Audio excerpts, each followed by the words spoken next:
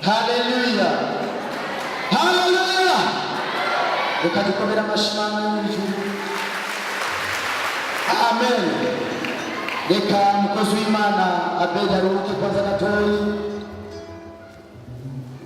Kazi Sabasi na Prote namwe Shireko muri no conseil ya mwene data Ndiwaye Abeli n'umukozi w'Imana dusanzwe dufatikanya imirimo. Numva umunezero udasanzwe kubona mwese mwaje kugira ngo dushobore kumushigikira. Bwana asifiwe. Umoja ni nguvu na utengano ni udhaifu. Iyo abantu bagiye hamwe bashobora gukora ikintu gikomeye. Bwana asifiwe. Turashimye yo kubwo kuba hano, tugiye kuririmba kandi ndazi tugiye gufashwa mu izina rya Yesu. Haleluya. Nkunda kubwira abantu ngo indirimbo iyo ziriko ziraririmbwa ntuyifate nk'indirimbo gusa, ahubwo ntuyifate nk'ubuhanuzi ku buzima bwawe. Bwana asifiwe. Ntuyifate nk'ubuhanuzi ubucakire mu izina rya Yesu. Ngiye kuririmba avuga ngo hakurindira umutigito w'inkono worindira ijambo rya nyeneye. Bwana asifiwe. Twongerere Imana Data niwe yatubwiye ngo nimurindire gato bana banje ndabagaburire. Ko ari Data yabivuze, ko ari Data yasezeranye, tugiye kuyora mu izina rya Yesu.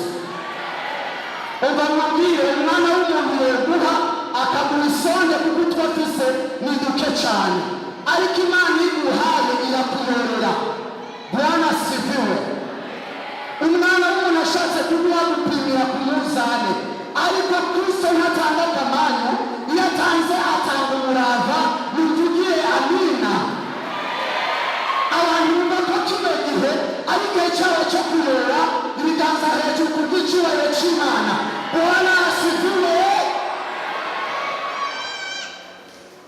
Niba biteguye badushiremo turayora. Niwumva neza igihe ushobora guhaguruka ukayora. Bwana asifiwe.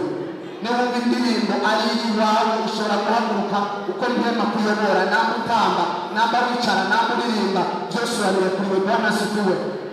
Ndazi neza yuko atamategeko ahari abuza abantu kunezerwa mu nzu y'Imana. Imana ibahugisha. Niba bitegura dushiremo turayora.